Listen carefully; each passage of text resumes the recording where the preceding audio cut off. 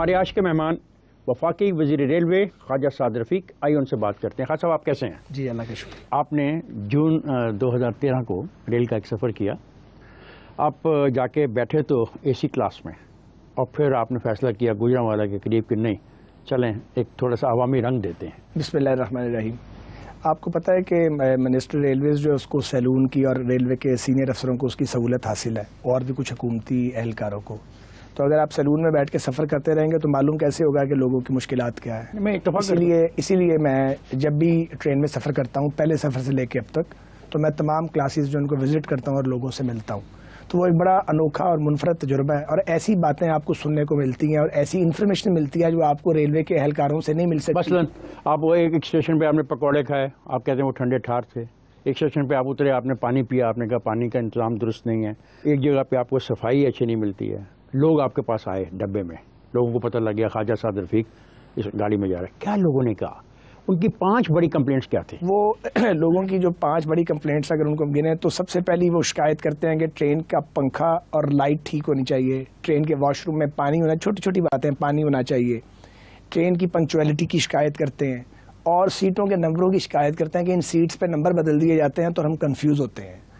اور بعض اوقات ٹرین جو ہے اس کے اندر لوگ جو ہیں وہ، چونکہ پاکستان ریلوے میں یہ نظام ہی نہیں تھا کہ جتنا مرضی سامان اٹھا کے آپ ایک جگہ گھس جائیں اور باقی لوگوں کے لیے مصیبت کھڑی کر دیں اس کمپارٹمنٹ میں، تو یہ 4-5 بڑی شکایتیں ہیں۔ ریلوے اسٹیشنز کا نظام ٹھیک نہیں ہے۔ یہ مسائل تو آپ کو پہلے بھی علم میں تھے آپ کے؟ بہت ساری چیزیں نہیں پتہ تھی۔ مثلاً کیا پتہ نہیں تھا؟ مثلاً میں نے ایک دن ایک اچانک انسپیکشن کی چکلالہ اسٹیشن پہ ہزارہ ایکسپریس کو، تو اس کی ٹیوب بھی لگی ہوئی ہے، پنکھا بھی لگا ہوا ہے اور چل نہیں رہا، اور پاور وین بھی چل رہی ہے اور بالکل آپریشنل ہے۔ اب مجھے سمجھ نہ آئے کہ یہ چل کیوں نہیں رہا، تو میں نے وہ جو پاور وین کا ٹیکنیشین تھا اس کا انٹرویو کیا جا کے۔ وہ کیا کہتا ہے؟ تو آخر ایک سچ بول پڑا ایک کارکن، اس نے کہا جی بات یہ ہے کہ ہر چیز پوری ہے لیکن تاریں جو ہیں بیچ والی وہ وائرنگ چرا کے لے گئے ہیں۔ ریلوے کی آمدن میں کتنا فیصد تنخواہوں پہ جا رہا ہے، کتنا پینشن پہ جا رہا ہے، کتنا ڈیزل پہ جا رہا ہے، اور کتنا ریلوے کی بہتری پہ خرچ ہو رہا ہے؟ دیکھیے سب سے بڑا جو پورشن ہے پاکستان ریلویز کا وہ لگتا ہے پینشنز پہ اور پیز پہ۔ یہ تقریباً ملا جلا کے کوئی 30-31 بلین بن جاتا ہے سالانہ، دونوں ملا لیں پینشنز کو اور پیز کو۔ اور ڈیزل اور لیبریکینٹس کا خرچہ بھی بے پناہ ہے، لیکن صرف یہی اخراجات نہیں ہیں، جو ہماری ورک شاپس ہیں جو کبھی اسٹیٹ آف دی آرٹ تھیں وہ وائٹ ایلیفینٹ بن گئے ہوئے ہیں۔ جیسے یہ جو رسال پور کی فیکٹری ہے، یہ ہمیں 48 کروڑ روپے سالانہ میں پڑتی ہے، اور کام جو ہے وہ نہ ہونے کے برابر ہے۔ 110 دن کی آپ کی رپورٹ یہ کہتی ہے کہ آپ کے مسافروں میں اضافہ ہوا ہے۔ جی 5 لاکھ۔ کیا وجہ ہے؟ کیوں مسافر واپس آئے؟ خواجہ سعد رفیق کی برادری واپس آ گئی، کشمیریز نے ایک سفر کرنا شروع کر دیا، یا کرایہ کم ہونے کی وجہ سے لوگ واپس آئے؟ یہی بنیادی وجہ، 2 باتیں ہیں۔ ایک تو یہ کہ ہم نے جب دیکھا کہ آتے ہی میں نے محسوس کیا کہ آکوپینسی 20%، 25% ہے بعض سیکشنز پہ، جس سیکشن پہ جس شہر سے دوسرے شہر تک آکوپینسی جو تھی وہ نہ ہونے کے برابر تھی، اس کو بڑھانے کا ایک ہی طریقہ تھا، فوری طریقہ۔ وہ یہ تھا کہ آپ روڈ ٹرانسپورٹ سے اس کے فیئر کو کمپیئر کریں اور روڈ ٹرانسپورٹ سے اپنا کرایہ نہیں اور آپ نے کہا کہ ٹرین نے چلنا تو ہے، چل رہا ہے، بجائے کہ یہ خالی ڈبہ جائے، کیوں نہ اس نے جانا ہے اس ڈبے میں کچھ لوگوں کو بٹھا دیا جائے۔ تو یہ آپ نے اسٹریٹجی چینج کی، 5 بار ریڈکشن کیا کرائے میں۔ کمی آپ نے کی ہے کرائے میں، اس کو سسٹین کر پاؤ گے؟ نہیں، اس کی وجہ نا ہم ہر 3 مہینے کیونکہ ڈیزل کی قیمت دنیا میں بڑھ رہی ہے۔ پاکستان ریلویز میں پہلے 20 سال تک کرائے جو تھے وہ نظر ثانی نہیں ہوتی تھی، ہر کوارٹر کے بعد ہم ریویو کریں گے، یہ ہماری اب اسٹیٹڈ پالیسی ہے۔ تو ہم مارکیٹ فورسز کے ساتھ چلیں گے، ہم اپنے آپ کو ہر حالت میں روڈ ٹرانسپورٹ سے نیچے رکھیں۔ اس وقت کتنی ٹرینیں آپریٹو ہیں؟ اس وقت 96 پیسنجر آپریشنز ہیں جی، اور تقریباً 40 لوکوموٹیو سٹینٹنگ کرتے ہیں، اور جو فریٹ کا کام ہے اس پہ 7 یا 8 لوکوموٹیو تھے ایوریج ڈیلی جب میں آیا تھا، اب 25 پلس پہ ہم لے آئے۔ اس کا مطلب آپ نے مال برداری کا کام بھی شروع کر دیا؟ اسی سے تو پیسے آ رہے ہیں۔ پیسے آ رہے ہیں، اچھا۔ اب کہا جاتا ہے کہ آپ سیاسی طور پہ ایسے لوگوں میں سے ہیں جو سیاسی انتقام پہ یقین نہیں کرتے، لیکن ہم یہ دیکھتے ہیں کہ آپ نے آتے ہی 238 لیگل ایڈوائزر کو فارغ کر دیا۔ نہیں، ابھی ہوئے نہیں ہیں، ہونے والے ہیں۔ 238 نہیں ہیں، یہ تقریباً 500 سے اوپر ہیں، یہ فارغ ہوں گے، ابھی ہوئے نہیں۔ کیا اس کی وجہ آپ کی سیاسی پسند و ناپسند ہے؟ نہیں، بالکل بھی نہیں۔ میں انتظار کر رہا ہوں ڈی جی لیگل کا، اس کی ہم نے پوسٹ مشتہر کی ہوئی ہے۔ جو ہی ڈی جی لیگل کو، جو ہائی کورٹ کے کوئی ریٹائرڈ جج ہوں گے وہ آئیں گے تو ہم پورا ریویمپ کریں گے اپنے لیگل سسٹم کو۔ جن لیگل ایڈوائزرز نے مقدمات جیتے ہوں گے اور جو اپنے مقدمات میں حاضر ہوتے ہوں گے وہ رہ جائیں گے، اور جو پیسے لے کے ہارتے ہیں اور جن پہ نشان لگا فارغ ہو۔ سنیں آپ کو فرم ہائر کر رہے ہیں، کو آپ کے کسی دوست کی ہے؟ کون سی فرم؟ لیگل فرم کوئی؟ فی الحال تو میں مفت کام کرواتا ہوں جی لوگوں سے۔ لوگ میرا مفت کام کرتے ہیں. چارٹرڈ اکاؤنٹنٹ ہے, وہ بھی خدا واسطے پاکستانی کام کر رہے ہیں. احمد بلال صوفی رناؤنڈ وکیل ہیں, وہ خدا واسطے ہماری مدد کر رہے ہیں. خدا واسطے سعد رفیق کے ساتھ ہی لوگ کیوں ہیں, اور کسی منسٹر کی ہر ایک کے ساتھ ہو سکتے ہیں. میں آپ کو بتاؤں افتخار بھائی, اگر آپ لوگوں کو جا کے یہ کہیں کہ پاکستان کا معاملہ ہے, سالمیت کا مسئلہ ہے, قومی ادارے کو بچانا ہے, بے شمار لوگ موجود ہیں جو آپ کی مدد کرتے ہیں. آپ سمجھتے ہیں کہ ریلوے بورڈ کو زیادہ خود مختار ہونا چاہیے اور اس پر وفاقی حکومت کا اثر اس کو کم ہونا چاہیے؟ وہ بورڈ جو ہے ہم کانسٹیٹیوٹ کریں گے اسی کوارٹر میں, اس میں پرائیویٹ سیکٹر سے بھی لوگ لیں گے اور وہ خود مختار ہی ہوگا. آپ نے چوائس کے طور پہ یہ ریلوے کی منسٹری نواز شریف سے مانگی تھی؟ نہیں مانگتا تو خیر میں نہیں ہوں, لیکن جب میاں صاحب نے کہا آپشنز دیں تو جو تیسرا آپشن تھا وہ میں نے ریلوے لکھا. پھر پہلا کیا تھا؟ پہلا میرا ہاؤسنگ تھا, مجھے ہاؤسنگ کا تجربہ ہے, چھوٹے گھر میں خود بناتا ہوں. اور دوسرا are you in real estate? Obviously میں گھر بناتا ہوں چھوٹے, 3 مرلے 4 مرلے 5 مرلے بلک میں, مجھے بڑی مہارت ہے الحمدللہ اس کام کی. تو اس کے بعد میں نے دوسرا آپشن دیا تھا کمیونیکیشن کا. وہ اس لیے نہیں دیا میاں صاحب نے کہ کانفلکٹ آف انٹرسٹ ہو جاتا نا. نہیں سن لیں, پہلے بات سن لیں. تو اس کے بعد پھر میں نے کمیونیکیشن, مجھے روڈز کی بھی کچھ سمجھ ہے, میرا شوق بھی اچھی سڑکیں بنانے کا. لیکن تیسرا میں نے ریلوے لکھا اور کاٹ دیا ڈر کے مارے. پہلے میں ڈر گیا لکھ کے, پھر مجھے اندر سے غیرت نے جوش مارا, میں نے ریلوے لکھا. اور جب لکھا ریلوے تو مجھے پتا تھا یہ میرے ذمہ پڑے گا. میاں صاحب کو پتا ہے انہوں نے کس سے کیا کام لینا. یہ ریلوے کے بارے میں کیا خاص پتا تھا ان کو کہ یہ سعد رفیق کو دینا ہے؟ مجھے تو کخ نہیں پتا ریلوے کا, بالکل بھی نہیں پتا تھا. میں کہہ رہا ہوں کہ آپ نے کہا نا کہ میاں صاحب کو آپ کی ایسی کون سی صلاحیت ہے جس سے وہ متاثر ہوئے ان کا ریلوے دے دو؟ میرا خیال ہے میاں صاحب کو میرے بارے میں یہ خوشگمانی ہے کہ میں کچھ محنت کر لیتا ہوں.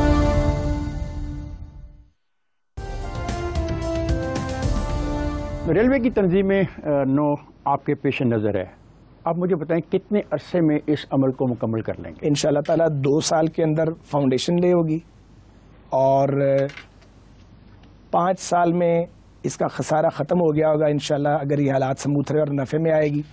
اور 10 سال چاہیے پاکستان ریلوے کو دنیا کی جو اچھی ریلویز ہیں ان کے سامنے کھڑا کرنے کے لیے. لیکن ایک منٹ, ہر سال خسارے میں کمی ہوگی. 30 ارب کا خسارہ ریکارڈ پہ پچھلے سال کا, اس برس کا 33.5 ارب ہے. ہمارا ہدف یہ ہے کہ جب 4تھا سال کنکلوڈ ہو رہا ہو تو خسارہ 0 پہ آ جائے, 5واں سال پروفٹ میں ہو. ساتھ لگتا ہے ایسے کہ آپ نے لالو پرساد کو اسٹڈی کیا ہے. میں نے نہیں کیا. آپ نے انڈین ماڈل کو اسٹڈی کیا؟ میں نے نہیں کیا, کیونکہ دیکھو 3 سال میں لالو نے اپنی محنت سے پورے نظام کو ریویمپ کر دیا اور 4 سالوں میں $6 ارب کا منافع کمایا. لالو صاحب اکیلے نہیں ہیں, ذرا یہ بھی پاکستانیوں پہ واضح ہو جائے. یہ نتیش کمار صاحب ہیں جنہوں نے فاؤنڈیشن لی کی تھی, ان کی حکومت تبدیل ہو گئی اور پھر آپ نے اسٹڈی کیا ہے؟ نہیں, پولیٹیکل نتیش کمار کی بات کرتے ہیں تو آپ نے اسٹڈی کیا. یو نو ویل, مجھے جانتے ہیں آپ بہت سالوں سے, میں جھوٹ نہیں بولتا. میں نے لالو پرساد صاحب کو نہیں اسٹڈی کیا. نتیش کو کیا؟ نہیں, میں نے سنا ہے نا, پتا کروایا کہ ہوا کیا تھا. 3 سال میں ٹرن اراؤنڈ ہو نہیں سکتا. کیسے وہ چینج ہوئی؟ وہ یہ ہوا نا جی کہ پہلے 5 سال لگائے نتیش کمار صاحب نے, انہوں نے ایک فاؤنڈیشن لے کی, جو بھی اصلاحات انہوں نے کی, ان کی پارٹی کی گورنمنٹ بدل گئی, لالو صاحب آ گئے. لالو صاحب نے عقل مندی یہ کی کہ انہوں نے پچھلی پارٹی کے جو اچھے اقدامات تھے ان کو ریورس نہیں کیا, اس پر انہوں نے ایک عمارت کھڑی کی. تو 7-8 سال لگے ہیں انڈین ریلوے کو ٹرن اراؤنڈ میں, 3 سال نہیں لگے. ریلوے پہ الزام لگایا جاتا ہے کہ اس ادارے کو بدترین کرپشن کا سامنا ہے. اس کرپشن پر قابو پانے کے لیے آپ کیا کر رہے ہیں اور کیا کرنا چاہتے ہیں؟ بدترین کرپشن کا سامنا ہے نا جی, اس کی وجہ یہ ہے کہ یہاں یہ روایت 2-3 باتیں ہم جلدی بتا دیں. نمبر 1, یہاں پہ جو پی ایس ٹی پی تھا محکمے کا منسٹری میں, وہ ہیڈ کوارٹر نہیں بناتا تھا, وہ ریلوے افسر نہیں بناتے تھے, کانٹریکٹر پیسے دے کے پی ایس ٹی پی بنواتے تھے تاکہ کمیشن کھائی جائے, کک بیک کھایا جائے. دوسری بات یہ ہے کہ اچھے افسر جو تھے وہ ملک چھوڑ گئے تھے یا کام چھوڑ گئے تھے, اور جو کرپٹ افسر تھے ان کو کلیدی عہدوں پر لگایا جاتا تھا تاکہ وہ 2 نمبری کریں اور وزیروں کی اور سیکٹریز کی اور چیئرمین کی 2 نمبری بھی مانے.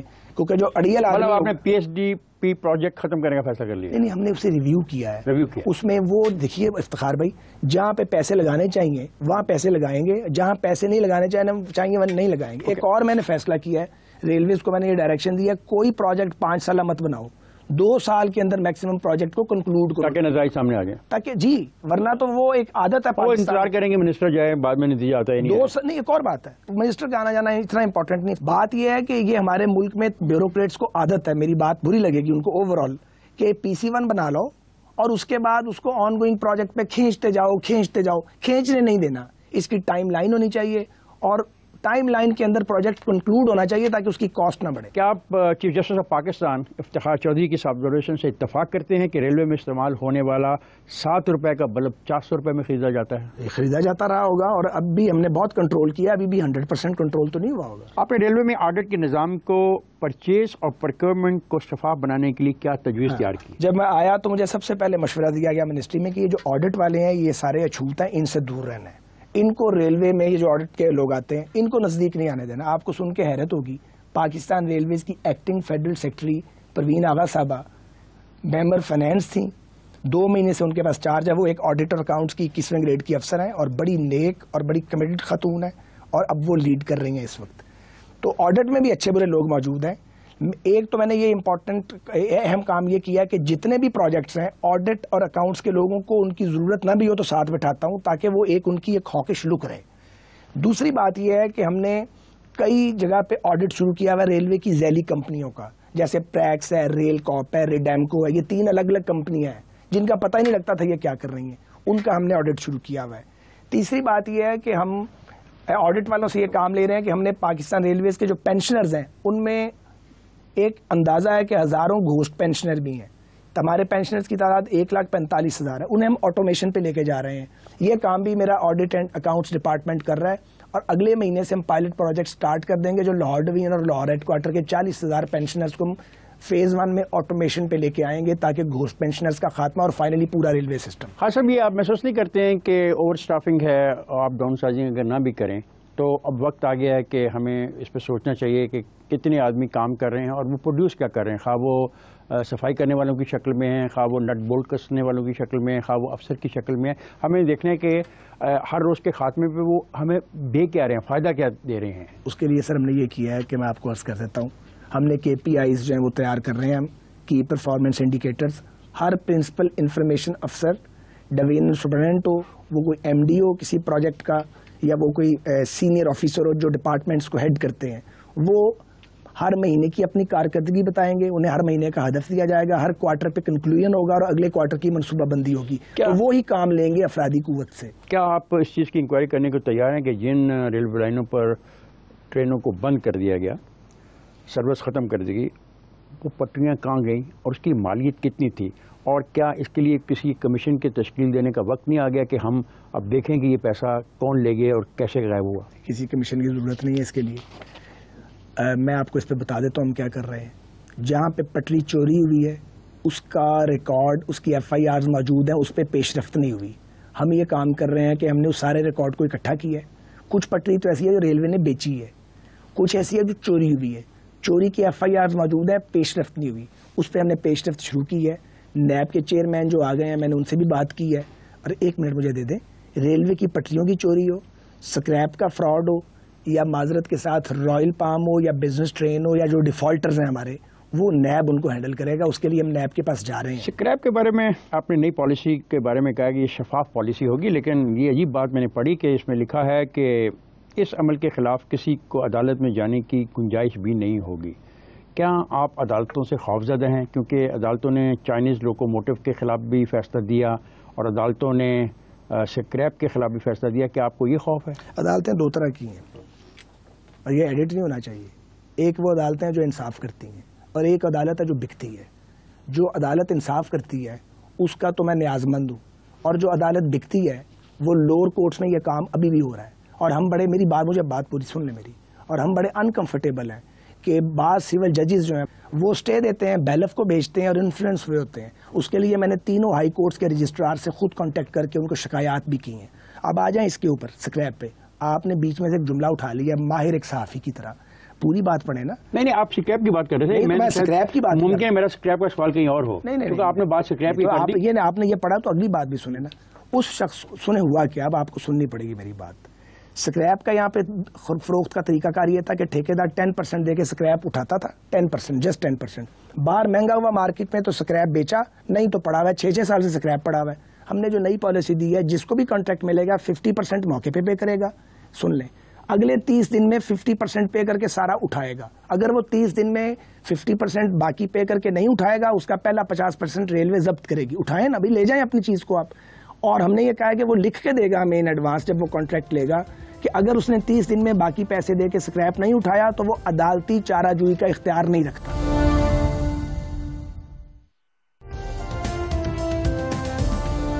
ریلوے کی جو کمرشل زمین انتہائی کم داموں پہ لیز کی گئی, اب آپ اس کا کیا کریں گے؟ مجھے 2 منٹ دیں گے تو پھر جواب دیتا ہوں میں اس کا. 1 منٹ, 2 منٹ ٹھیک ہے. 2 منٹ کا مطلب 2 منٹ میں بتاتا ہوں. ریلوے لینڈز جو ہیں جی, جو تو اونے پونے بیچی گئی ہیں وہ تو قانونی کاروائی کے ذریعے واپس آئیں گی.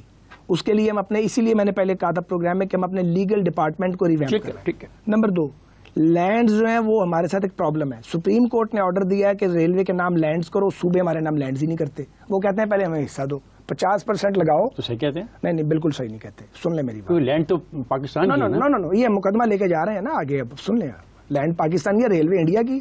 اب میرے سے جو پچھلے میرے وزراء تھے میرے سے پہلے والے, انہوں نے کیا کیا کہ انہوں نے جان چھڑانے کے لیے 50% حصہ دینا شروع کر دیا. تو ریلوے کو تو ملتا کچھ نہیں ہے. ہم یہ مسئلہ کونسل آف کامن انٹرسٹ میں لے کے جا رہے ہیں, وہاں ہم اپنا مقدمہ پیش کریں گے, سپریم کورٹ کا آرڈر ساتھ لگائیں گے, اور اس کے بعد جو ڈیسیجن ہوگا اس کو ہم بائٹ بائی کریں گے. اسے کچھ وقت لگے گا, اس لیے ابھی ہم جو قیمتی لینڈز ہیں ان پہ جوائنٹ وینچرز کو ہم چھیڑ نہیں رہے ہیں. پہلے ہم ٹائٹل کا فیصلہ CCI سے کرانا چاہتے ہیں.